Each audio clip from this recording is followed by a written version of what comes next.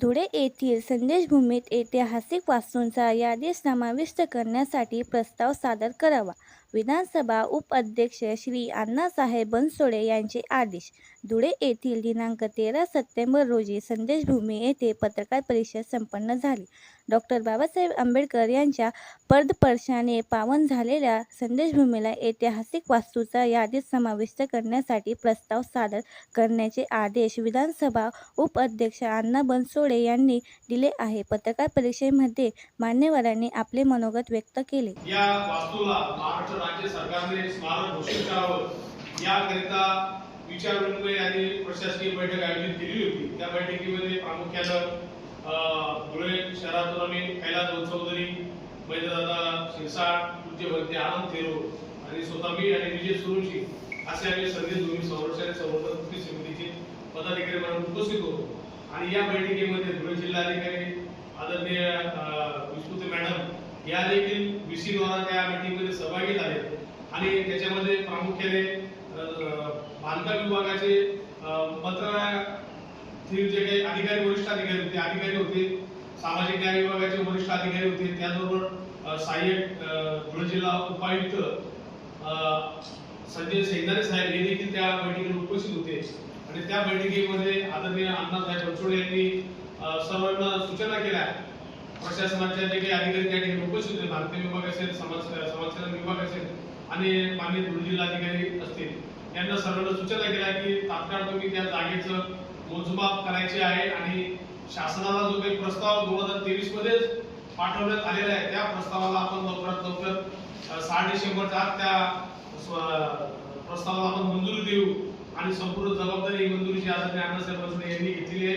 आणि त्यांनी जिल्हाधिकारी मॅडम यांना सूचना केलेली आहे की तुम्ही 8 दिवसाच्या आत सर्व जागेचे मोजमाप करून सर्व कागदपत्राचे सर्व पडताळणी करून तुम्ही सर्व पद्धतीचे कागदपत्र एकत्र करून अद्ययावत करून तुम्ही सर्व आम्हाला प्रस्ताव सादर करा अशी सूचना आदरणीय बनसोडे यांनी केलेली आहे. त्यामध्ये प्रामुख्याने कैलास चौधरी यांच्याविषयी मी सांगितलं सांगेल की त्यांच्या शिफारसीने या मीटिंगचं लवकरात लवकर या ठिकाणी आयोजन करण्यात आलेलं होतं. काल दिनांक 12/9/2025 रोजी अण्णासाहेब बनसोडे महाराष्ट्र राज्याचे विधानसभा उपाध्यक्ष यांच्या अध्यक्षतेखाली विधान भवनाच्या सभागृहामध्ये मीटिंग झाली.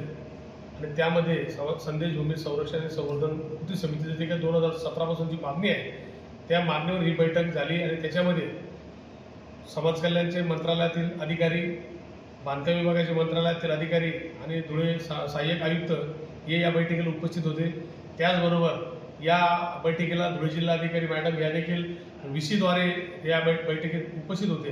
त्याचबरोबर संदेशभूमी संरक्षण आणि संवर्धन कृती समितीच्या वतीने आम्ही सर्व म्हणजे मी अध्यक्ष पूज्य भंते आनंद थेरो, त्याचबरोबर राष्ट्रवादी काँग्रेस पार्टीचे जिल्हाध्यक्ष आदरणीय कैलास चौधरी, महेंद्रदादा शिरसाट, त्याचबरोबर आव्हाड गंटूबाईलाल आणि विजय सुरुची अशा मंडळी आम्ही कृती समितीच्या वतीने त्या ठिकाणी उपस्थित होतो. आणि त्या मीटिंगमध्ये आदरणीय अण्णासाहेब बनसोडे यांनी असा सूचना केली सर्व प्रशासनाला की लवकरात लवकर तुम्ही 8 दिवसात या सर्व जागेची मोजमाप करून या जागेला स्मारक बनवण्याकरता जो काही तांत्रिक अडचणी त्या सर्व दूर करून तुम्ही प्रस्ताव लवकरात लवकर सादर करावा. येत्या 15 दिवसात मी समाज कल्याण मंत्री यांच्याशी बैठक आपली लावून देईल आणि त्या सर्व जबाबदारी अण्णासाहेब बनसोडे यांनी घेतली. या कामी आम्हाला मार्गदर्शन जे लाभलं ते आदरणीय राष्ट्रवादी काँग्रेस पार्टी सामाजिक न्याय विभाग, अजितदादा गटाचे प्रदेश अध्यक्ष आदरणीय प्राध्यापक सुनील मंगळे सर, कैलास चौधरी आणि महेंद्रदादा शिरसाट, गड्ड्या पालवान यांचे सर्वांचं आम्हाला मार्गदर्शन त्या ठिकाणी मिळालं. आणि लवकरात लवकर हे स्मारक या ऐतिहासिक धुळे नगरीमध्ये निर्माण होईल आणि या धुळे शहराचं मोठं नाव संपूर्ण खानदेशमध्ये होईल ही आजच्या दिनी मी आपल्या माध्यमातून सर्व सांगितलं. त्याचबरोबर प्रशासनाने ही मीटिंग लावली, त्याच्यामध्ये अण्णासाहेब बनसोडे असेल, जिल्हाधिकारी असेल, सर्वांचे मी या ठिकाणी आभार मानतो.